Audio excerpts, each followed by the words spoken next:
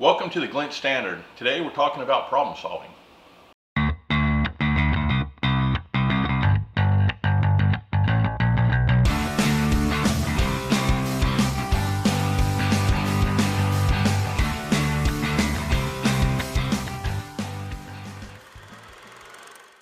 So problem solving.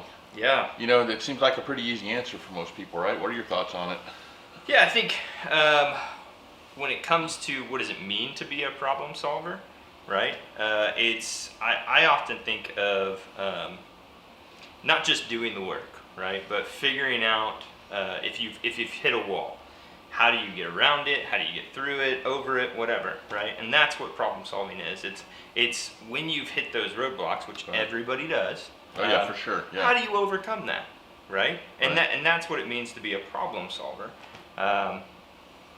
I would say what it also means for the company, though, to be a problem solver and maybe take a different approach is its value, right? Value. Yeah. You think about it. So like somebody that just takes commands, takes orders, go do your work over here in the corner, but somebody that's actually able to figure it out, you have shorter timelines because when they do hit a roadblock, they're able to figure it out. You have a lot Right. more value in meetings because they're thinking about things differently, right? So I think for a company, problem solvers have a lot of value. Yeah, I agree.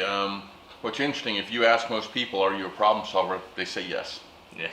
So the difference really, let's really dig into what the yes is, right? And what are you really a problem solver or not, right?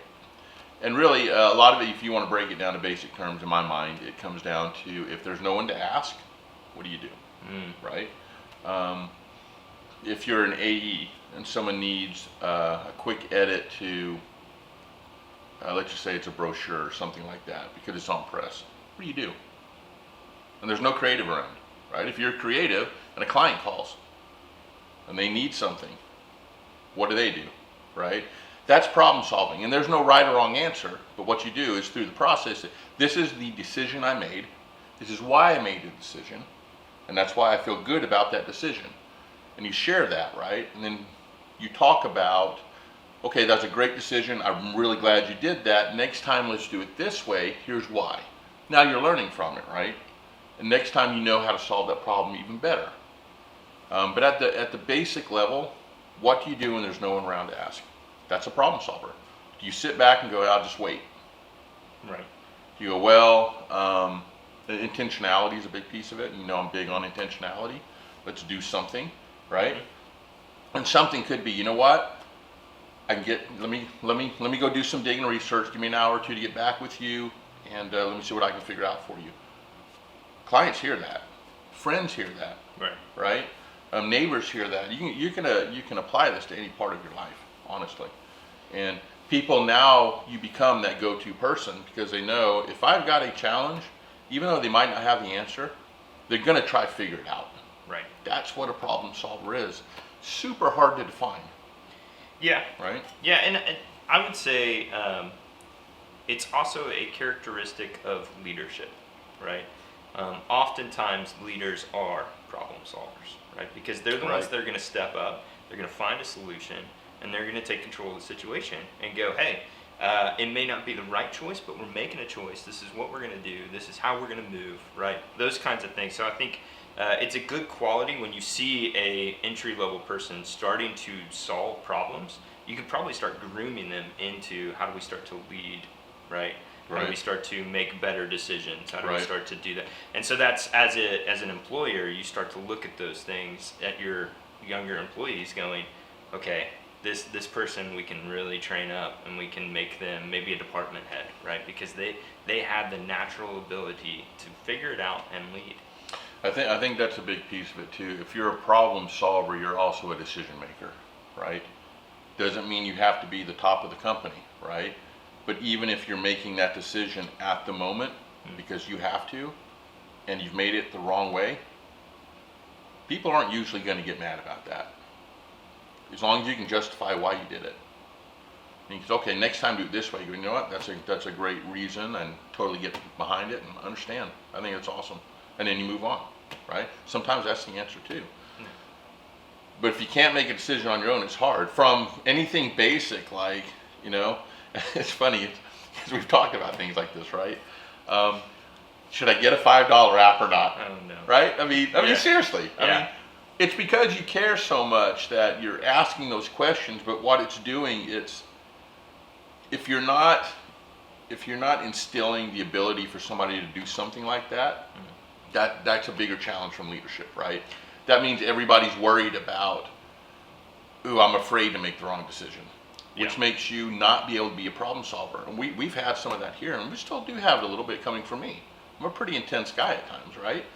I think I'm even keeled, but if you're starting to work for me and create based on what you think I want, we're going down the wrong path. And that's something I have to be very aware of and try to adapt that and change it, right? Right. And I think as leadership, we have to take a step back sometimes and go on micromanaging too much. Right. To not allow for free decision making. I've been accused of that a few times. Right. Opposite of what I want. Yeah. For sure. But I have to really work on that. That's something I have to become better at, right? Yeah. And as a younger new leader in our own company, right? And now managing multiple employees and a much bigger team. Right. I have to often take a step back. I feel like that's one of the best things you can do as a manager is you have that retrospective and go back and look at yourself and did I make the right decisions, did I not get overly complex about it, but and beat yourself up constantly, but you have to be I think that's one of the challenges of being closer to the top is you don't have a bunch of other people looking in, right, to what you're doing, so you have to do that on your own. You have to be able to be disciplined enough to sit down and go, did I make the right decisions? Did I not? How could I improve the situation? Right. Rather than having a manager that sits down and talks to you about that, because you may not have a manager, right? Right.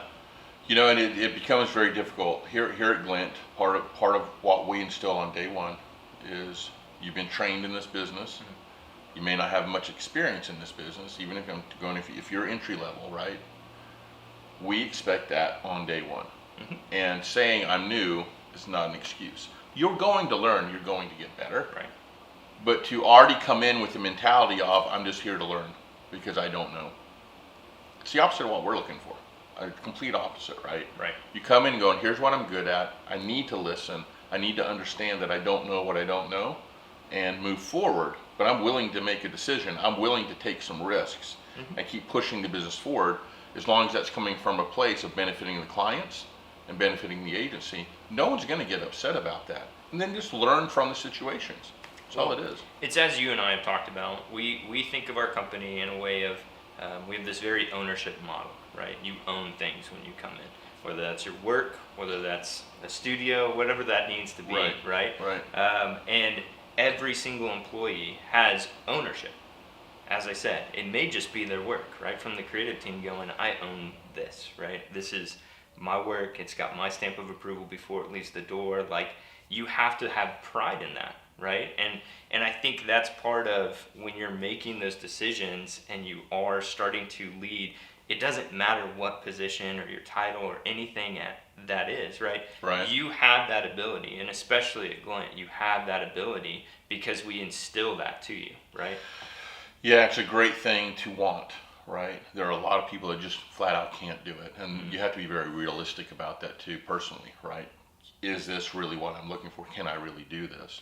I think one of the challenges that comes out of higher education now is they're not necessarily teaching those types of skills. Mm-hmm. They're more task teaching is the best way to maybe say it, and group teaching somewhat.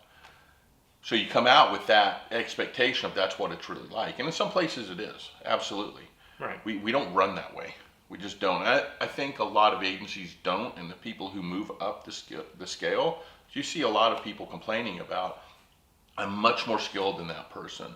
I do better work than that person. I'm very much more consistent than that person. But that person that's moving ahead of you is probably better at recognizing situations, figuring out how do I solve them, and using a team to make it happen, right? Which the other person doesn't have. There's huge value in that too. Now, if you have both, yeah, that's pretty golden at that point. Right. And a lot of people have that in them. They just don't know how to go get that part of it. So part of what we have to teach is problem solving, right? And for us, anytime we're putting out an ad for hire and we're looking for somebody, the number one thing is, are you a problem solver? Right. And we're looking for a problem solver, not a designer, not an account executive, not a production person, not even an office manager. We're looking for a problem solver. These are the skill sets within that problem solver that we're looking for that you have to produce for us. Right. And that's important. That skill set's important. But that's what we want first, because then we know if a client or phone rings, somebody walks through the front door, we're solved. Something will happen and there won't be just dead air. Right? And that's what we want. Absolutely. So we'd love to hear what you guys think.